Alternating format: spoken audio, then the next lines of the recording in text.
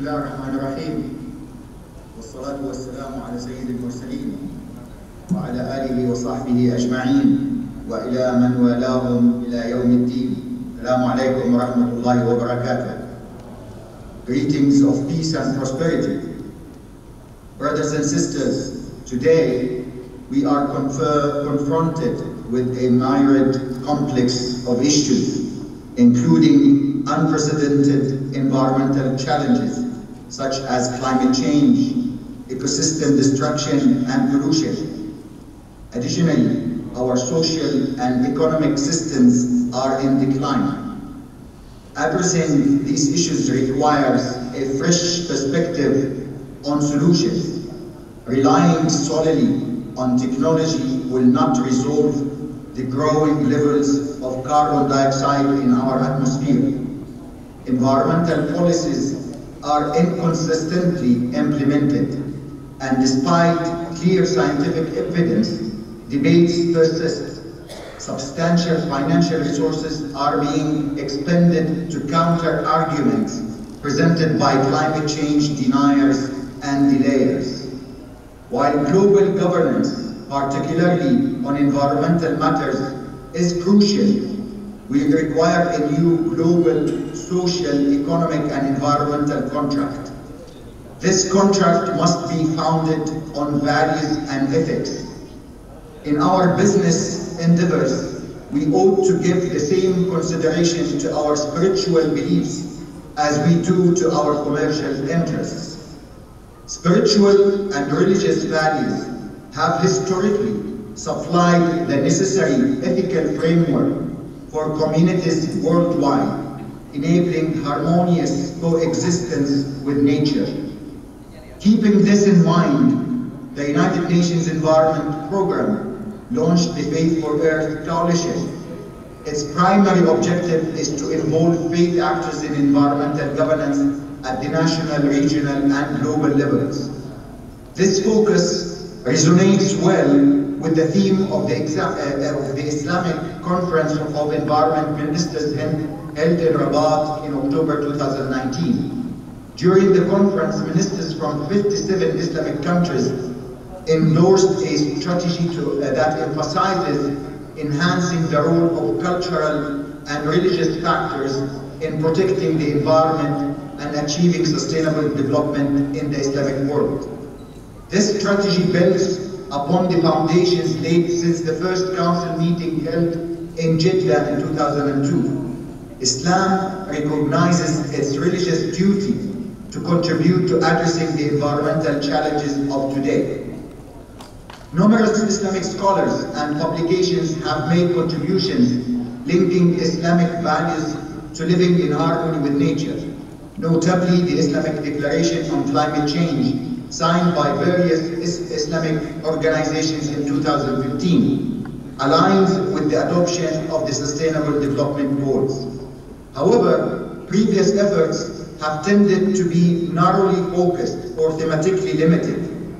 Therefore, the need for a comprehensive Islamic blueprint became evident, particularly with the release of Laudato Si, which presents a remarkable outlook for Christians based on the teachings of the Bible.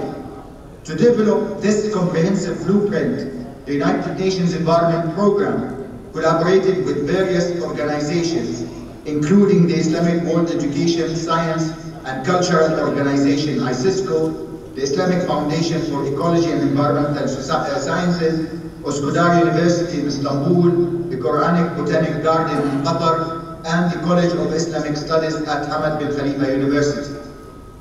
These organizations worked with Islamic scholars to produce Al-Mizan, drawing upon the Holy Quran, authentic sayings of the Prophet Muhammad, peace be upon him, and Islamic practices. Al-Mizan, derived from the concept of balance, as described in Surah Al-Rahman, aims to provide an inclusive cultural platform in the Islamic world that addresses environmental science and developmental issues from an Islamic perspective. God says in the Quran, God raised the skies and established the balance. Do not regress the balance.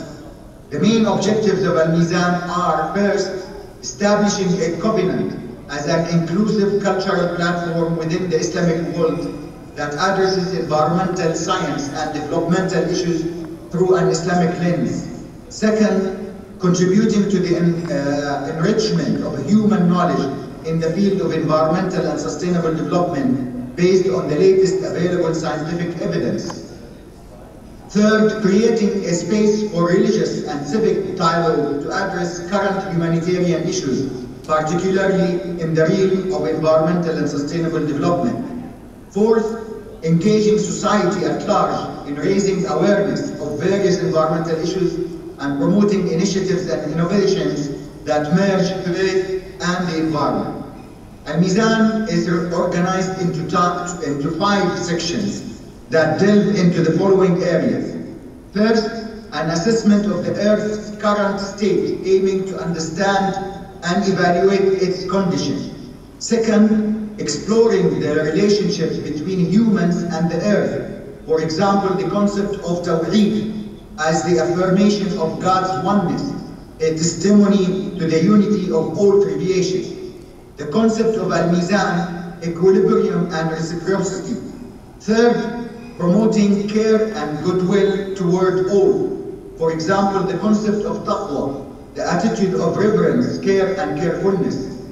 The concept of ihsan, utmost good, the attitude of reverence in devotion to God. And the concept of shukr, gratitude. Fourth, addressing equity, fairness and justice in political economy. For example, the concept of preventing israf, excessive wasting, and the concept of moderate lifestyle, the role of Islam as a moderate community, ummatan wasat, to command good and forbid evil, and ensure harmony, balance, and right proportions, including individual responsibility.